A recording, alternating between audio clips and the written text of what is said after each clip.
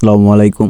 সবাই কেমন আছেন? আশা করি সবাই ভালো আছেন। আমাদের কিন্তু ফুড গাছ লাগানো হয়েছে, এটাকে আমাদের বরিশাল ভাষায় ফুড গাছ বলে। আর আপনাদের ভাষায় কি বলে আমি শিওর জানি না। হয়তো আমাদের এই গাছগুলো যখন লাগাইছিলাম তখন কিন্তু আমি আপনাদেরকে দেখাইছিলাম যে আমাদের গাছগুলো কিন্তু তখন ছোট ছোট ছিল আর সার দিছিলাম কি রকমের কি। এটা কিন্তু আমি ছোট ছোট মিনি ব্লগ করছিলাম আর তখন কিন্তু এগুলো পোস্ট করছিলাম। এখন কিন্তু আলহামদুলিল্লাহ আমাদের কাছে কিন্তু ফল ধরছে। এই যে দেখতে পাচ্ছেন আপনারা ফুল অনেকগুলো আর ফলও আছে কিন্তু ছোট ছোট, এগুলো এখন বড় হয় নাই। তো আলহামদুলিল্লাহ এগুলো কিছুদিনের ভিতরে হয়তো বা বড় হয়ে যাবে। এগুলো বড় হওয়ার পর কিন্তু আমরা মার্কেটে এগুলো সেল করব। তো অনেকে কিন্তু অনেক স্বপ্ন থাকে, কিন্তু আমাদের মেইন স্বপ্ন হলো যে আমাদের এরকম ভাবে আমরা কৃষি কাজ করব আর এরকম ভাবে প্রতি সিজনে সিজনে আমরা কৃষি কাজ যেগুলো হয় ওগুলো লাগাবো আর এগুলো দিয়ে আমাদের কিন্তু আলহামদুলিল্লাহ জীবনযাপন চলতে আছে। আর এই জায়গায় দেখতে পাচ্ছেন আপনারা যে আমাদের যে একটা গাছ, এই গাছটা মরে গেছে। মরে যাওয়ার বলতে এটা পশলায় ধরছে। এটা যারা এই নিয়ে কাজ করেন তারা একমাত্র বুঝবেন যে পশলা জিনিসটা কি। মানে গাছের মাজার থেকে গাছটা পয়সা যায়, পয়সা যাওয়ার কারণে কিন্তু একদম এই জন্য কিন্তু গাছটা মরে যায় অনেক সময়। তো এইটার একটা ডাল মারা গেছে এই মুহূর্তে, মানে এই মুহূর্তে বলতে এখন মারা গেছে।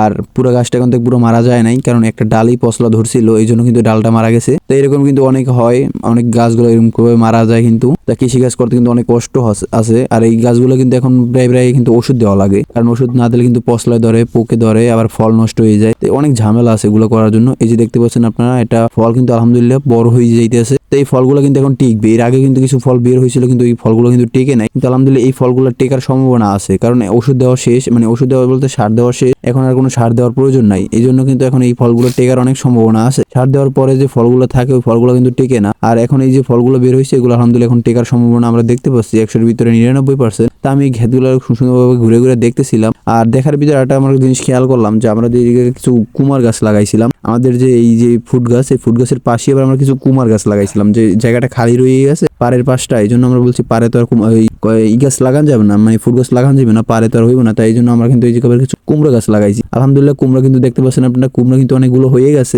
আর কুমড়া সাইজগুলো কিন্তু আলহামদুলিল্লাহ মোটামুটি বড়ই হবে, কারণ এগুলো যে আমাদের হাতে, মানে আমরা যে গ্যাসের পর যে কুমড়া লাগাইছিলাম তখন ওই জায়গা থেকে আটি রেখে দিয়েছিলাম। তো ওই আটির দেখেই গাছ কিন্তু হয়েছিল, আর এই গাছে কিন্তু এই বর্তমানে এই এত বড় গাছ হয়েছে। তো এই গাছে কিন্তু আলহামদুলিল্লাহ অনেকগুলো কুমড়া ধরছে। আর এই কুমড়াগুলো কিন্তু মাশাআল্লাহ খাইতে অনেক মজা লাগে। আর এইগুলো কিন্তু হাতের কুমড়া একদম। আর এই জায়গায় দেখতে পাচ্ছেন আপনারা, এই যে একটা বড় কিন্তু কুমড়াটা কিন্তু অনেক বড় হয়ে গেছে। আলহামদুলিল্লাহ এই কুমড়াটা কিন্তু অনেক বড় হয়ে গেছে, সাইজে দেখতে পাচ্ছেন আপনারা অনেক বড় হয়ে গেছে। তো এরকম ভাবে কিন্তু আপনারা চাইলে অন্য ফসলের পাশাপাশি অন্য ফসলও লাগাইতে পারেন। যেমন এই ফুড খেতে কিনে কিন্তু আপনি শশা লাগাইতে পারেন, খিরো লাগাইতে পারেন। তা আমরা শশা খিরো কিছুই লাগাই নাই, আমরা লাগাইছি যে কুমড়া। তো আলহামদুলিল্লাহ কুরমাও অনেক ভালো হইতেছে। তো যাক, এরকম ভাবে আমরা জীবনযাপন করতেছি। আলহামদুলিল্লাহ আপনারা আমাদের জন্য সবাই দোয়া করবেন।